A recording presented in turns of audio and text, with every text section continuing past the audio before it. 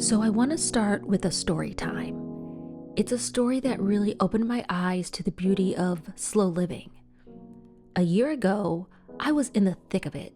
Work deadlines, social obligations, you name it. I was constantly on the go, juggling a million things and feeling like I was always racing against time. Sound familiar?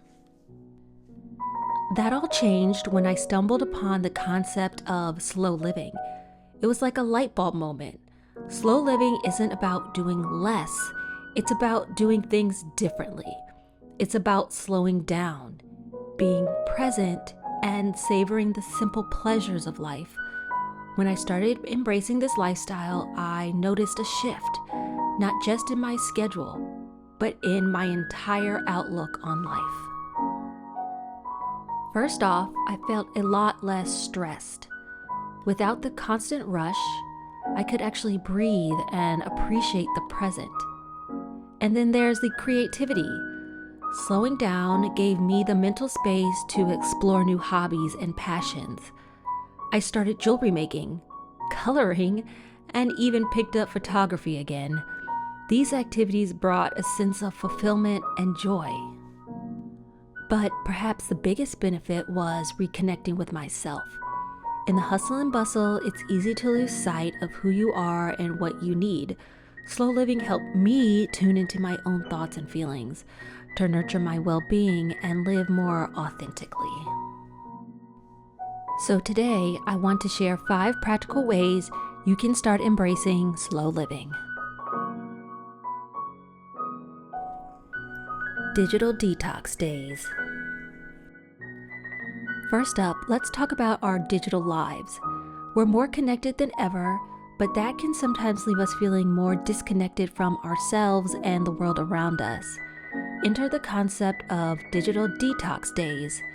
This isn't just about turning off your device for an hour. It's about dedicating a full day each week to completely unplug from all screens. Imagine this, a whole day without the constant buzzing of notifications, without scrolling through social media, and without the urge to check your email. Instead, you get to fully immerse yourself in the present moment. Here's how to make it work. Start by choosing a day that fits your schedule. It could be a Sunday, when you can relax and prepare for the week ahead, or perhaps a midweek break to recharge your batteries. Plan your activities in advance. Think about what brings you joy and helps you connect with the world around you. Maybe it's sitting by the lake where you can listen to the sounds of the water and feel the sun on your face. Or perhaps it's spending time in your home, reading a book, and savoring a cup of tea without the distraction of a screen. Get creative with your time.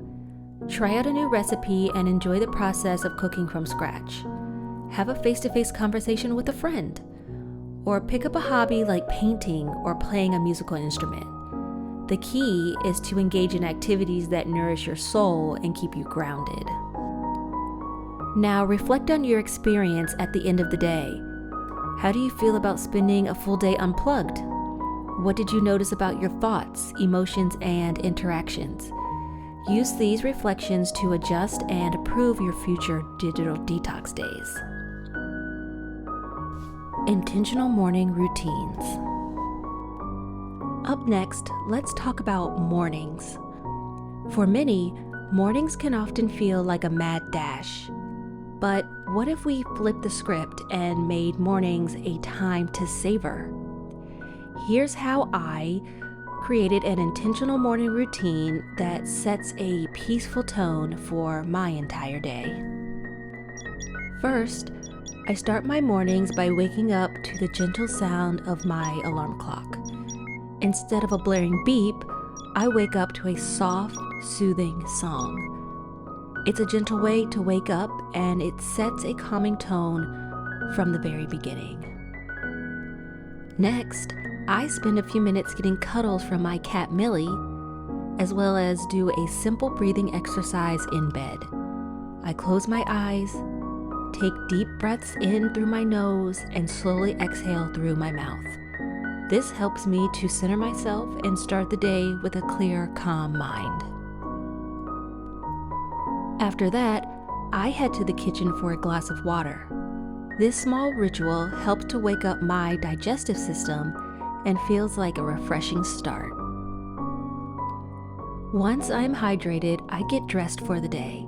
I choose clothes that make me feel comfortable and confident, taking my time to pick out outfits that suits my mood and plans. Dressing mindfully helps me feel prepared and ready to face whatever comes my way. Before diving into my daily tasks, I sit down with my planner and a cup of herbal tea. I take a few minutes to review my schedule, set realistic goals, and prioritize my to-dos. This helps me feel organized and ready to tackle the day with intention and clarity. Slow travel. Now, let's talk about one of my favorite ways to embrace slow living: slow travel. Slow travel is all about immersing yourself in a place and really getting to know it. Instead of cramming as many sites as possible into your itinerary, choose 1 or 2 destinations and spend more time there. This means you can relax, explore at your own pace, and make deeper connections with the local culture. Hands-on hobbies. Another fantastic way to slow down is by engaging in hands-on hobbies. Think of activities like gardening, knitting, cooking from scratch, or even pottery. These hobbies require patience and attention, helping you to slow your pace and focus on the present moment. And hey, you get the added bonus of creating something beautiful or delicious. Let's start with gardening. Whether you have a sprawling backyard or just a few pots on your balcony, gardening is an incredibly therapeutic activity. It connects you with nature and gives you the satisfaction of nurturing something and watching it grow. Plus, you get to enjoy the fruits or flowers of your labor. Knitting is another wonderful hands-on hobby. The rhythmic motion of knitting can be very calming. It's a great way to unwind after a busy day, and you end up with cozy scarves, hats, or even sweaters. There's something so rewarding about creating something with your own hands. Pottery is another hobby that's both creative and relaxing. Working with clay requires patience and focus, which helps you slow down and be present. The tactile nature of pottery is also very soothing, and you end up with unique handmade pieces that you can use or gift to others. Don't forget about activities like painting, drawing, or even woodworking.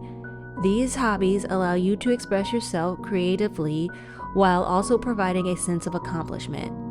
And they're a great way to spend quality time with yourself, away from screens and distractions. Practice saying no. Finally, let's tackle a big one: learning to say no. It's easy to get caught up in the cycle of saying yes to every invitation and opportunity, but this can lead to burnout. Practice turning down things that don't align with your values or that overcrowd your schedule. It's okay to prioritize your well-being and free up time for what truly matters. Learning to say no is about setting boundaries. Start by evaluating your commitments. Are there activities or responsibilities that drain your energy without providing much in return? It's time to rethink those. Politely decline additional tasks at work or skip social events that don't excite you. It's about protecting your time and energy for what truly matters. So there you have it, 5 practical ways to start slow living. Remember, it's all about making small, intentional changes that help you live a more mindful and fulfilling life.